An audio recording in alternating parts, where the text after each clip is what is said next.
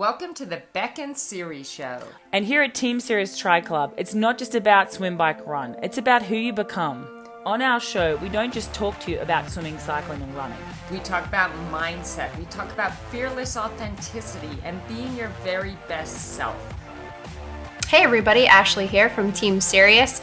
In tonight's episode, Beck and Siri introduce a brand new 12-week beginner sprint tri-plan, discuss fueling strategies, and announce a new club sponsorship. Hope you enjoy it. Hey everybody, I hope you can see us. It's really glary because it's snowing ridiculously out there. You can see our horse with their blankie on. It's end of April and we had a beautiful weekend and now we are dumping snow. It was 70 and now it's 19 tonight. We had to blanket all 27 of our horses. It took us 3 hours. It took us 3 hours. So worth it because they're going to be warm. Yeah, they're going to be warm now. But welcome, guys. Sorry it's a little dark in this video. It's glary. Hi, Gabby. Great to see you. Hi, Janet. Great to see you. How was everybody's weekend? Wait, Christy's the one that did the triathlon. Christy. Oh, no, it was Kristen. Oh, I always get them mixed up. That was Christy, wasn't it? Yeah. Amazing. I know one of the K's did first Christy triathlon, Christy. I know which one it was Christy. First triathlon, if I'm correct. And how was it? Let us know right in the comments. We're so excited. Hi, Amanda Vella, Carrie Preston, Trisha, and Amy. Hi, guys. It's great to see you all. Yeah, it was Christy. See, woo! I knew it. Girl, I've been cheering you on. I always get them mixed up. Tell us about your first triathlon. I think that's absolutely amazing. Okay, I'm so excited. Hi, Ben. Yeah, Christy, we want to hear all about your experience. Were there any surprises? She writes, that was me, of course. It was absolutely amazing. I loved every second of it. And guys, my first triathlon I ever did, I agree with you, Christy. I had never felt so alive in my entire life than during that, 2 hours that it took me to do the sprint race. I came in dead last, but it was like the happiest, most amazing time ever. So here's to you, Christy. Hopefully that's just the first of many, many more. Trying to get a little closer because we can't really see our faces. There we go. That's better. You are no longer a triathlon virgin. We are so excited for you. Hi, Karen Peterson. Becky. Janet. Yeah. Did anyone race Ironman 70.3 Florida this past weekend? Let us know if you did that. There was also the super sprint. And let us know, because there's a question here. How did you calm your nerves for your first race? I think that's a great question, Carrie. Let's see what Christy says about that. So Christy replied about her first ever triathlon. I was surprised at how supportive everybody was there. The club was absolutely beautiful. It took me 2 hours. Wow, that's amazing. And I was last two, but they all waited and cheered me across the finish. Isn't that the best feeling? I mean, awesome, you literally just decided to do it a couple of weeks ago, so it's freaking amazing. You know what? Like, that's the ultimate victory, is stepping up and being courageous enough to say yes. And then you get to see how incredibly invigorating it is, what an incredible, beautiful challenge. It doesn't matter that you were last, right? Like I was last in my first race, so there you go, future champion. Bring it. That's awesome. I am officially a triathlete now and ready to start training for a full one. That's awesome. Yes, you are, and that is amazing. Speaking about that, someone had a question about our 12-week beginner triathlon plan. That was We're so proud of it. It has 20 YouTube videos or more. It has links to our podcast. It has links to topics that you want to focus on for certain workouts. It's just, I'm sorry, but it really is amazing. I know it sounds cocky, but I'm very proud of it because Siri wrote it quite a little while ago, over a year ago, and then I tweaked it and made it like perfection, probably the best plan we've ever done. Yeah. So the videos it's are available. incredible. We haven't promoted it yet because we want to go big on this because we really think we can help so many people, but it is available. It is in our store, and I can put a link to that afterwards for you guys. It is there for you guys, and you guys obviously get a huge discount on that too. So yeah, awesome. We are very, very proud of it, guys. It's going to be an incredible plan. Strong, Siri. Oh, Christy, I'm so happy. And she used the mantras. Excellent. You guys, mantras are so powerful. Explain what that is and what an incantation is. It has to be something that resonates with you, but it could be like, I am strong, I am an athlete, I am fit, I have everything I need inside of me to make this an amazing day. I'm strong, I'm fit, I'm an athlete, I have everything I need inside of me to make this an amazing day. Something that resonates with you, and it's like singing a song over and over in your head, you know, when you get a real cheesy song stuck in your head. And you can do like you can make actions as well. But this is like, I'm strong, I'm brave, I've got this. I'm strong, I'm brave, I've got this. And it's just, you know, affirmations, positive, you're talking to yourself, you're reminding yourself who you are, what you have, the magic in you, whatever it is. So awesome job on that, Christy. So proud of you. Okay, let's go to a question series so I can help with this one too. Trisha Robin, thank you for your amazing questions. They're always so great. How do you feel yourself the days leading up to a 70.3 and during the race? So we're the queens of this because Siri used to do it with me and then put on like 5 pounds. And she would... So I would say the first advice would be that for some people doing a 70.3, remember, Siri, they're going to take some can take up to 7-8 hours. So you're almost doing what it would take me to do an Ironman if you're a newbie, which is fine. But you gotta really, if you're going to do like a 7-hour half, that's almost equal to a full Ironman for me. So I will quickly go through. Shall I go through first? Yeah. What we used to do leading up to it. So I would say if your race is Sunday, on the Thursday, this is when you want to start adding in your carbohydrates. So I would make sure that I include definitely at the dinner meals on the Thursday night, I would start with white rice. I'd use basmati rice, or you could have pasta, a little bit of protein as well. Add any sort of protein that you want, lean beef or lean chicken. And then from the Friday was when it really, really started for me. So breakfast, I'd have porridge, like low glycemic index, so I'd absorb a lot of it and increase my glycogen stores with a little bit of fat. I always put quite a bit of fat in leading those days up to the race too. Lunch, same thing, a little bit of white rice, a little bit of chicken, and dinner, I'd be starting to get really full, but I would also have like the pasta again and some protein again and some olive oil, avocado, and keep the high fats as well. And then the Saturday before, I would kind of stop doing the carb loading around lunchtime because I was so because if every gram of carbohydrate that you store apparently 2 grams of water. I thought it was 1, but Mickey has told me it's 2. So you store 2 grams of water. So you're going to feel like Michelin Man. You're going to feel like you're huge and fat and bloated, but you're not. It's just your cells absorbing that water. You need that in your glycogen stores. And then the night before the race, I'll back off a little bit because I was so full carved up. And I'll probably have, what would I used to have, Siri? I would have French fries because that's a good fat, or a sweet potato fries.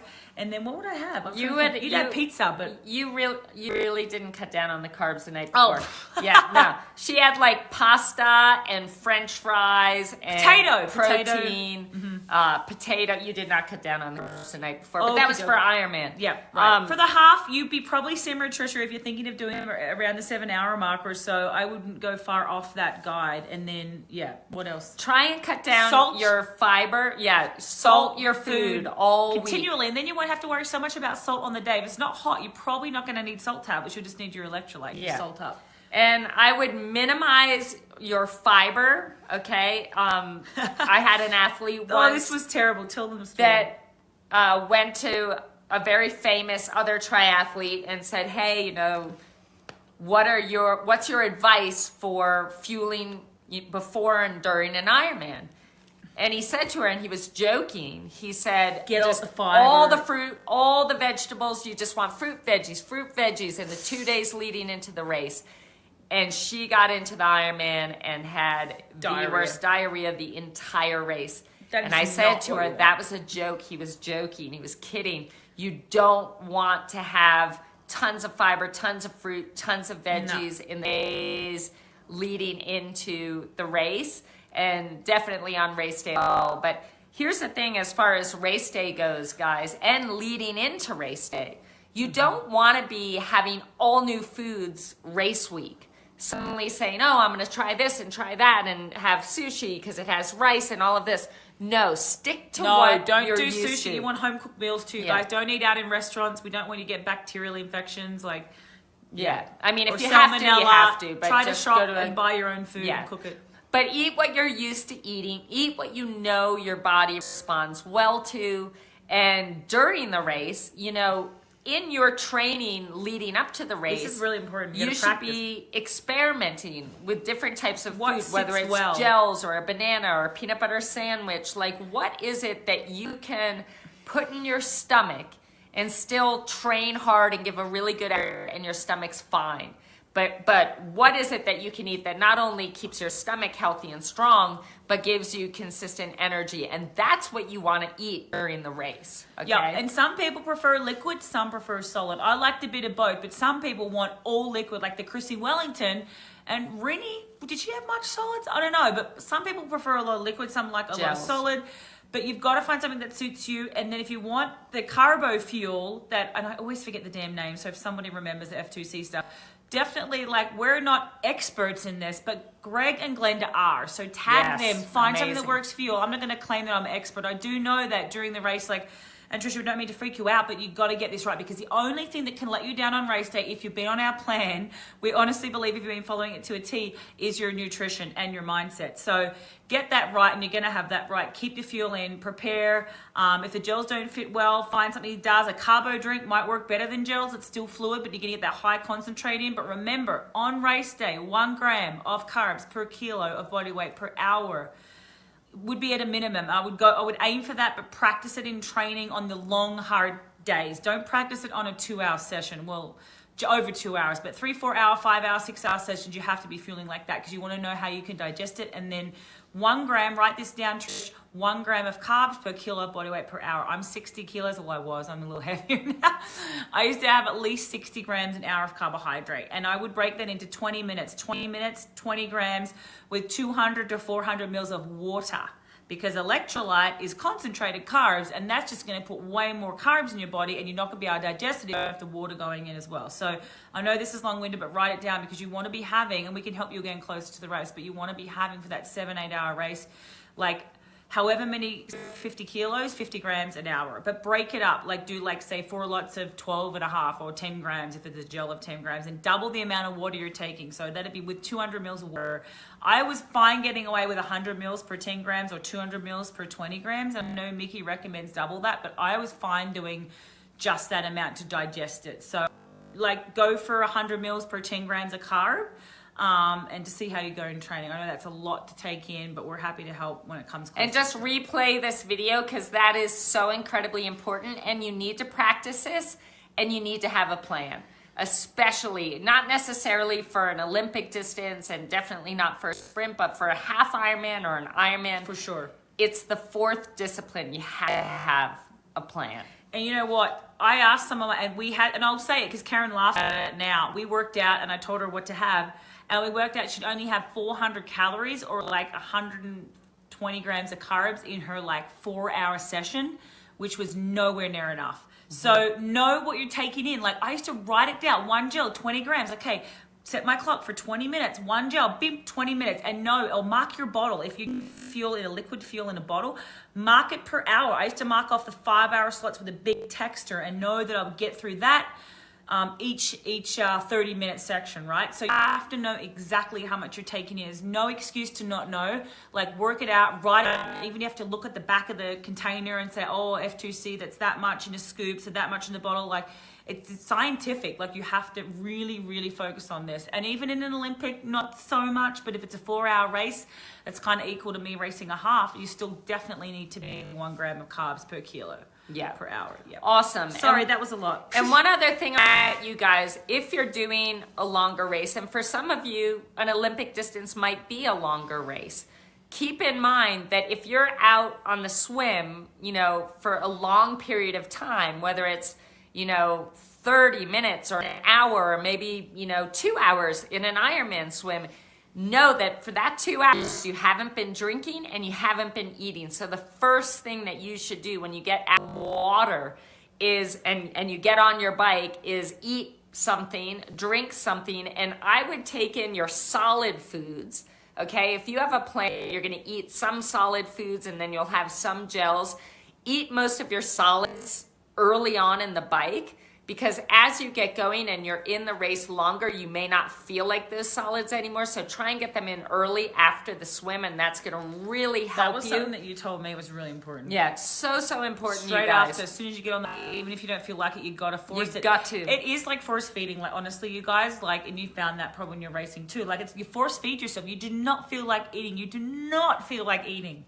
And you should, but you don't, because you're so carved up. If you've carved up properly, you won't feel hungry, but you have to force feed, because I'm telling you, at the 4-hour mark, you're going to hit the wall so bad, and you can't recover from that usually if it's a glycogen depletion or complete fatigue. Like, you need to keep fueling. And when we say eating, you guys, like, that could just be, you know, you get out of the water, you have some water, you have a bar, you have some electrolyte. And then as the race goes on, every 15 to 20 minutes, it might be, you might have a peanut butter sandwich that's split in like 8 pieces. And it might be every 15 to 20 minutes, you have 1 piece of the peanut butter sandwich, but it's constantly keeping, it's like, it's like a pilot light. It's like a pilot light. You got to keep the pilot light on in order to keep giving your body the energy it needs to give you the race that you're hoping to get out of it, okay? Yep. And the F2C, thank you. It's glycodurance. Siri, can we get that in my head, because I never remember. Glycodurance, he has 3 scoops, is 300 calories. I don't work on calories. I find the carbs is so much more specific, because calories, someone might burn 800, some might burn 300 an hour. So I would say maybe that's 120 grams, Dan. I don't know how much is per scoop, but I'm guessing it's usually about 30 grams per scoop. So go by grams of carbs. Personally, that's what's always worked better for me, because we all burn a different amount of calories per hour, depending on, like, Jan Frodeno would probably burn 500-600, whereas someone not as conditioned might only burn 300 or 400. So I would go by carbs per hour. Carrie, Carrie what kind Preston. of solids do you eat when getting on the bike? I have been eating a protein bar after the bike before the run. It has 10 grams of dietary fiber. Let me say something about that.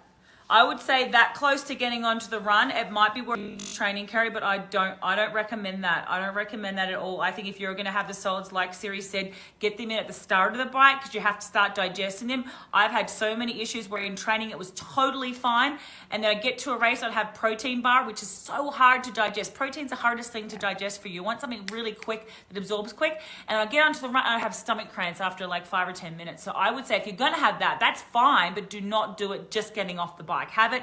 Siri was so smart in that. I would get a lot of my food in at the start. I'd be stuffing my face, but still consistently over those 20 minutes. And if I didn't feel like eating for the last hour of the bike, I would eat a little bit, but all my fueling was pretty much done. And then topping up on the run. But you don't want to shove that bar in just before you get off for the run. Save that for the middle of the bike, and within the last hour, get the little bits of liquid in, and I would try to stay a little bit more away from the solids within like 30 to 40 minutes of getting off the bike. That will work much better, I promise you, because getting on the run, you're asking a lot more of your GI tract, your GI system to function at a higher like rate, and that's going to cause a little bit of GI stress. On the bike, not so bad, but running is more GI stress on your body, so that's my tip for that. And that I got off my wife, and it bloody works. So. And again, think about simple. Like, you don't want, like, so often we get asked, what should I eat during a race? It's like, well, what do you eat during hard sessions when you're training? What do you eat that your body recognizes and processes beautifully? That's what you want to eat on race day. Don't suddenly say, oh, well, I'm doing a race, so I need a race, Gatorade bar or something like that. No. Stick to what works, and that may be a peanut butter sandwich. But again, the solids earlier on are best. I know some of you aren't fans of gels, but as a coach, I know that we don't mean 20 gels. We just mean mix it up. And guys, it's not like you're eating gels, every day. Yes, that's throughout another the thing, day. Siri. Like, we've got to tell them that, because people think, oh, it's so bad for you. In the race, get in what you can get in. Get it in. Doesn't matter how. Mars bar. I ate chocolate Mars bars and Snickers bars the day that I did broke the world record, 8:39 with Christy, and I ate chocolate because it was easy to digest. Yeah, it melted a little bit, but it was so easy to get in. So guys, we're not asking you to eat gels all throughout the week and all through your training, but on race day, it is with every of the most successful results I've had at the half Ironman and Ironman distance with my athletes, all of them stick to gels. Or there are these chomps. Remember the goo chomps? I think I like the carbo Chewies. drink too. The glycodurance is really good. But I just, yeah. Yeah, so, for the run, that me and Leanne swear by those. Yeah. So gels, chomps, those little they dissolve fast. gummies, they dissolve fast. They're You really can leave it good. in your cheek and What kind are of they just, called? they were goo chomps. Yeah. I know they have Gatorade 25 blocks. per block. Yeah, Gatorade Yeah. blocks. Those are They're great. like lollies. Yeah. So, and I consider like the Gatorade blocks or the goo chomps, I consider that more liquidy because it's so easy to get down. So yeah, definitely carry, save the protein Cliff bar if blocks. you're going to have one. And if that works for you for early on the bike, and then move to more easily digestible and more easily, where it's easier. Even if you don't feel like eating, all you have to do is squeeze a gel in your mouth and take one swallow and you're getting what you need, even if you don't feel like it.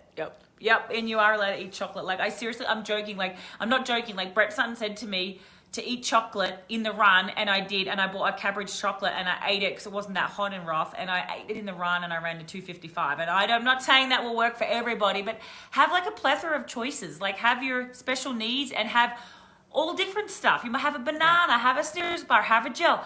Have whatever you can, mix it up, like whatever you feel like, and you're not going to feel that hungry, but you have to get it in. And this is what I've told you a lot and all my athletes.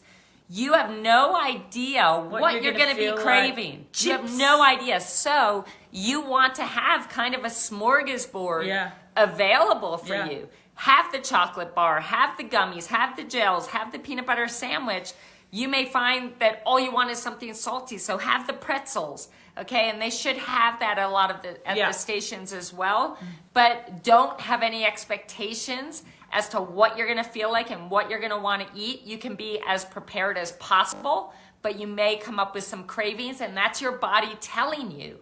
If you're craving salty, your body's saying, I need more sodium. So listen to it and have what you're craving. And we're not recommending that you eat this all the time. No, of course not. This is just on race day, period. So Candace is waiting to come on now from Xlab. So we're going to have to jump off, you guys, and answer the other questions next week because we have Candace coming on to talk about Xlab products, and I'm hogging the scene. I told her 5:15, it's 5:24. So sorry. We're going to jump off and let her go on, but you guys, as you know, we get like, I think it's 30, oh my gosh, I hope that's right, 30% off all of the Xlab products, which is just amazing. So any more questions we'll answer next week. So we have plenty of time for this, but we really want to let her come on and talk about her amazing products. So we're going to jump off. And I want to say thank you, Candace. You guys are incredible. These products are amazing. The last question here, do you store all these things in a bag on the bike or something? Okay, and yes, ask her, Kristen. because she has all of this. Candace, this is a perfect segue into Candace. She will answer that question for you. We love you guys. Have an amazing week. Candace, it's all you. You got this. Thank you, guys. Now we'd like to transition over to Candace, who is representing our new sponsor, Xlab, to fill us in on everything happening over there and what all the products are all about. So, just wanted to talk a little bit about our line.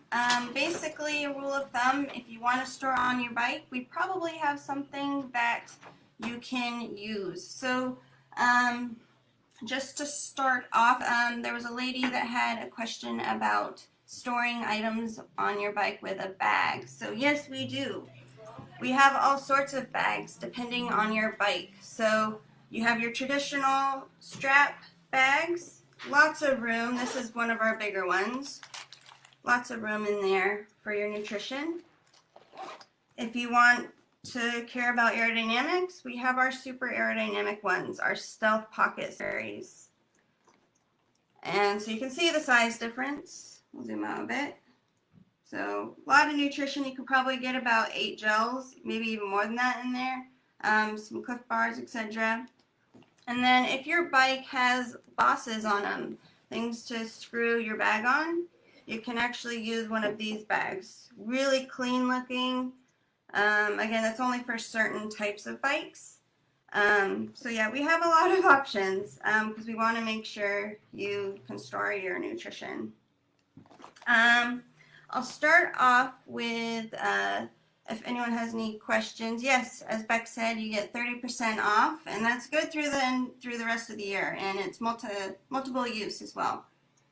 All right, so one of the key things on bikes is your hydration. That's going to probably be one of your first things that you focus on. So we have, again, a lot of options, so hopefully we'll get to clarify it for you. So beginners, and this is actually one that I used. Yes, we do, Christy, we do sell in Australia, and we can actually help you connect with our distributor there to get you products. And we can utilize the discount as well. So go ahead and PM me. And if you're watching this video afterwards, feel free to PM me as well, and I can answer any questions if you're watching this later. Janet, thanks so much for ordering the Gorilla Cage. You're actually going to love it. I'm going to show everyone else how great that cage is. So as I said, Beck actually coached me on my very first triathlon, and I was very much a beginner, and I couldn't even pull a water bottle out of a cage. So this is actually the type of front hydration I used. It's a vertical bottle. The reason I use this is because I had a very upright position, and I just didn't want to even use my extensions. So this is great for beginners. If you have a road bike and doing a triathlon, we actually have a mount as well that will make this fit on your road bike. So really handy. It is called the Hydroblade. And then many of you may have seen our bread and butter, the Torpedo Versa. So this is when you want to focus on aerodynamics. Great thing about the, yes, Beck, you're right about the Gorilla Cages. I'll discuss that later. The great thing about refillable hydration systems in the front is the straw actually helps you to remind you to drink. A lot of people keep their straw upright just so it's right in their face. They can just quickly sip and keep on riding. So hands-free, and you can tuck the straw in for saving some extra drag. And then if you see here, this is where your computer can go if you track your data. What's great about the Versa system is if you have crazy sun glare, you can actually rotate this on the go so you can focus on your data.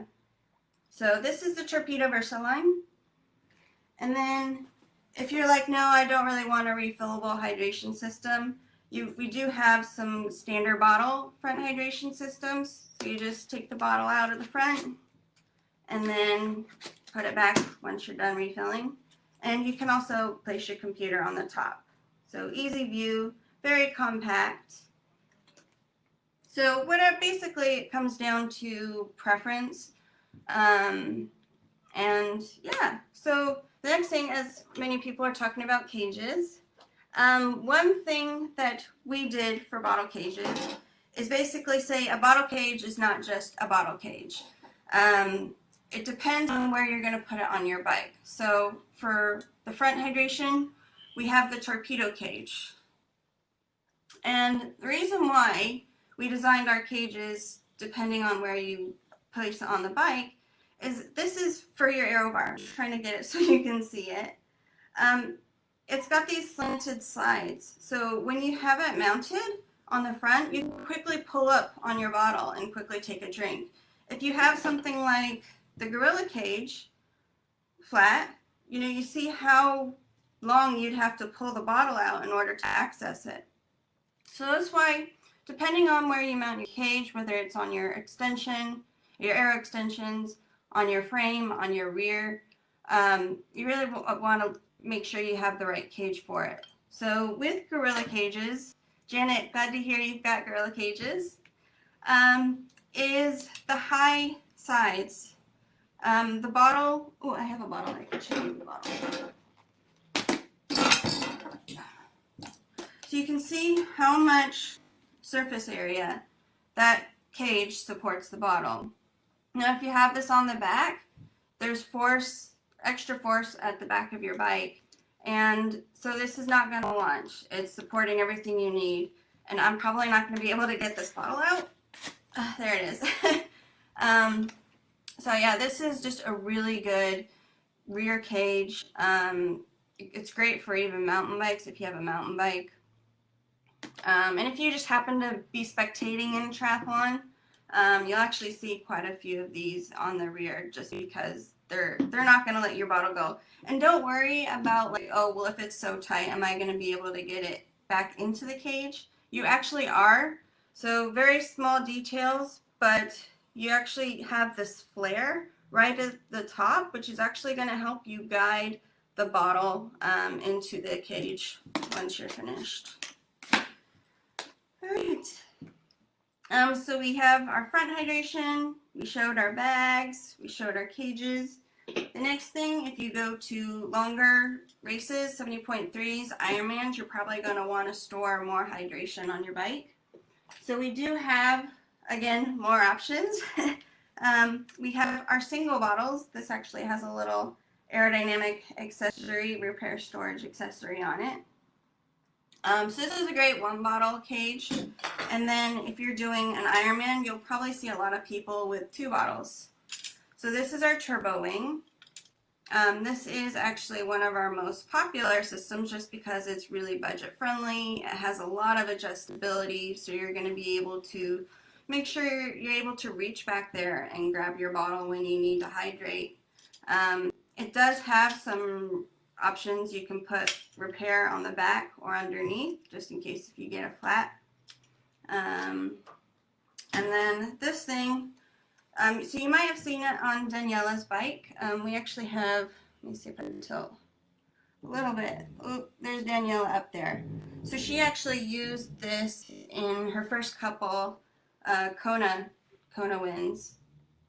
And what's great about it is she can keep her repair in here. She can keep her bottle in there. Side benefit, it's actually really good to hold aid station bottles, which is quite often something that will fall out. But yeah, it's a great system, great adjustability. And we have products for all price points, from beginners, $55 rear hydration system, dual rear hydration system. The Versas are about $85, but you've got your 30% discount. We do have some beginner ones as well that are around the $50 mark if you don't need computers or anything. So really, really flexible.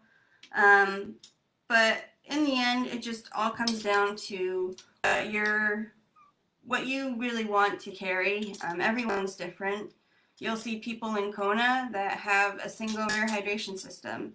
Other people, they've got the dual rear hydration system. They've got 2 bottles on their cage. They've got gels lined up on the frame. So it's really just all depends. As I said, I personally used a vertical bottle for my sprint. I didn't use it all. This is a lot of hydration. I think this is like 32 ounces. But yeah, just whatever you're comfortable with. So, are there any questions or anything I can answer? I kind of went through that quite quickly. Yeah, the wing is awesome. It's a great system. Okay, so Beck says, what does Danielle use? So one thing that we do with Xlab is we actually, and Beck will know, we don't tell our pros what to use. We may say like a minimum of what they should use just so we can get some value, but ultimately it's what they want to use. So when we first reached out to Daniela, she was actually already using the torpedo system. So that's a great thing to have. She then started with the rear hydration when she did her first couple Konas.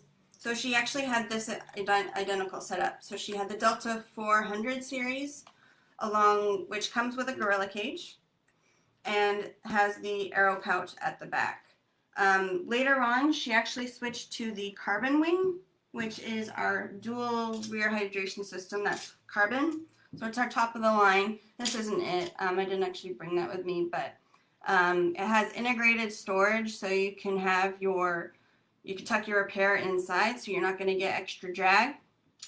And then she puts a mini bag inside that integrated carrier. And then she sometimes also uses our Aero TT, and I should have grabbed that. But the Aero TT is basically an aerodynamic, I've got some helpers.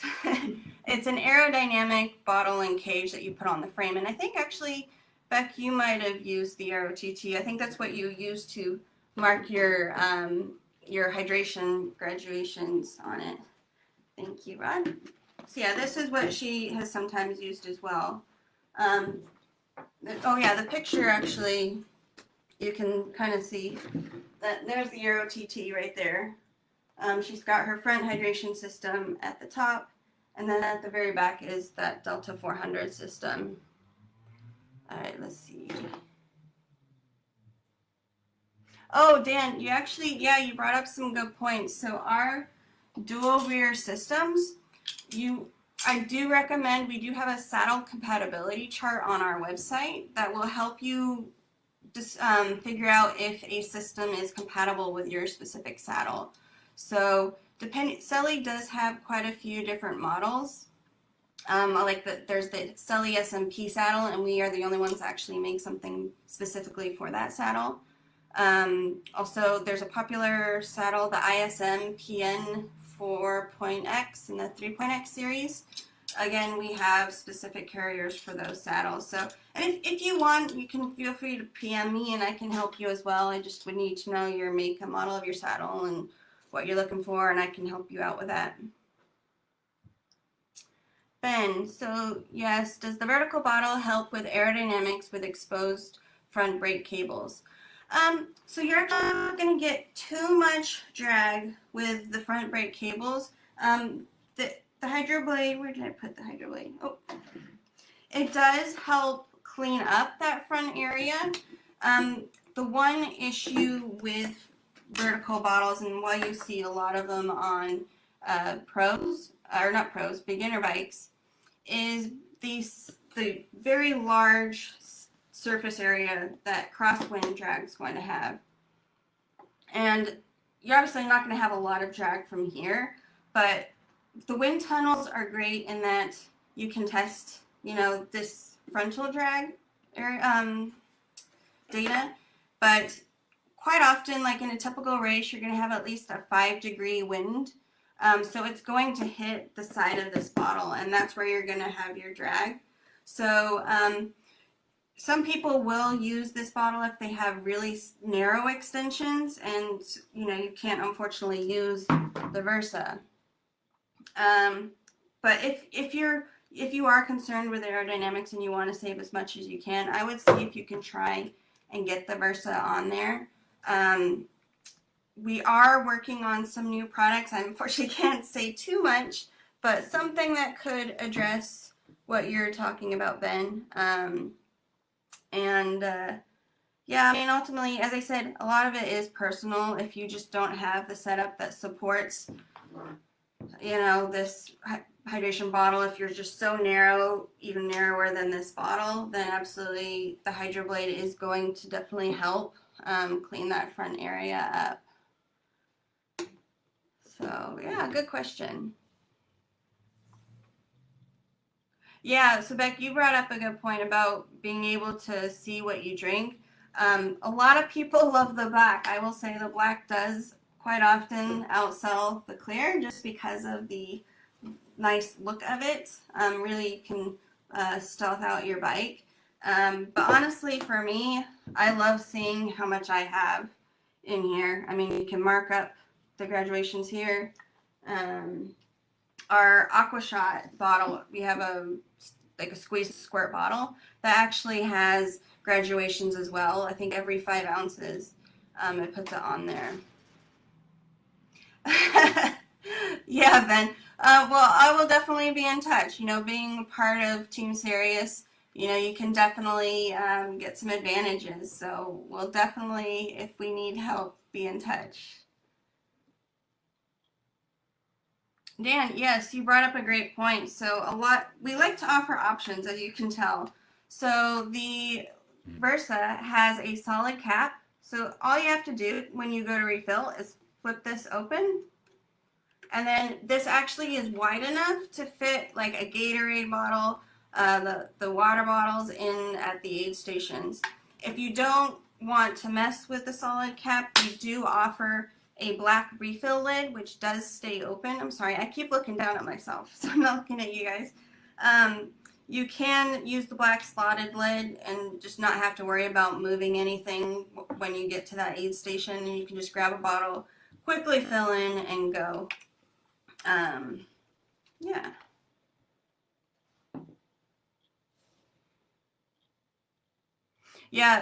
Yeah. So the black bottles, you will get a little bit warmer of liquids, like especially if your bike is sitting in the hot sun in transition. If you put, say, this bottle against this bottle, take a sip within 5 seconds of getting on the bike, you're gonna have warmer liquid on here. We're in sunny San Diego, so we do get some nice hot weather. We're inland as well, so we're even hotter than the coast, and it did definitely heat up. But if you don't mind that, then that's okay too. Then you can look cool riding for sure. Any other questions?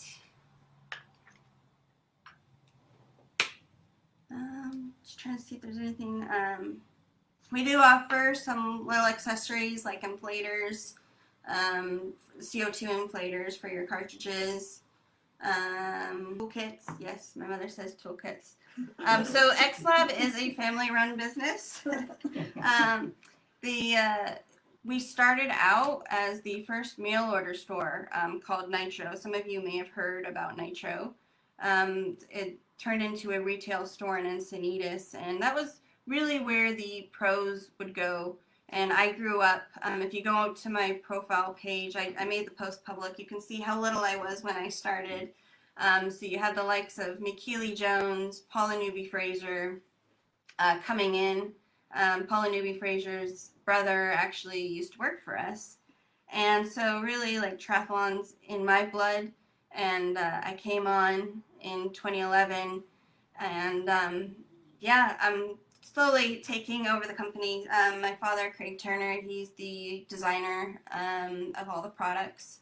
He's an aerospace engineer, so that's why everything down to the little details of airflow straighteners, the cam tails, as you would see in a Porsche racing car. All these are implemented into our products just to make them faster. And ultimately, the goal is to keep you safe, keep you healthy, prevent you from bunking, and avoiding the medical tent if at all possible with our items. Yes, Janet, it was Nitro. Yeah, so we started in the warehouse, and we eventually moved it to Encinitas at a storefront. We got bigger, and then it moved into where it was up until a couple months ago, and then Trek had purchased the rights. And so, unfortunately, the name is no longer there, but we do have a few things to keep in our little museum, remembering of the good old days, for sure. Yeah, it was a pretty amazing company to work with. We went to the wind tunnel. We were importing amazing bikes like the Lotus bikes, the Hada bikes. So yeah, we learned a lot, and we grew up with the pros, and we're able to bring these style of products to athletes like yourself and to me. I have to say, Beck did a great job in coaching me, and proud to say that no one overtook me in the bikes. So she did really well, and you have a great coach there. Yes, thank you, Patrice. Yeah, we do value customer service. That is one of the number one goals I put into place here. Same day turnaround when we can, and I'm always on Facebook, so again, feel free to PM me with anything. You're not bothering me at all. I'm happy to help for sure. Thank you, Siri. Well, it looks like I've gone about 20 minutes here, so if there's you guys are amazing. A lot of enthusiasm for sure. Well, great. Well, yeah, again, if you have any questions, feel free to PM me if you're watching this video back. Happy to look at your setup as well, help you get advice on how you can store your items on your bike, and enjoy triathlon. It's an amazing sport, very welcoming. And yeah, just thanks to Siri and Beck for allowing us to help you all out. And we will see you later. Bye-bye. Ashley here again. Hope you learned a lot from tonight's live chat. If you'd like to see these chats in real time, you can log on to teamserioustriclub.com and purchase your $37 membership. Have a great one.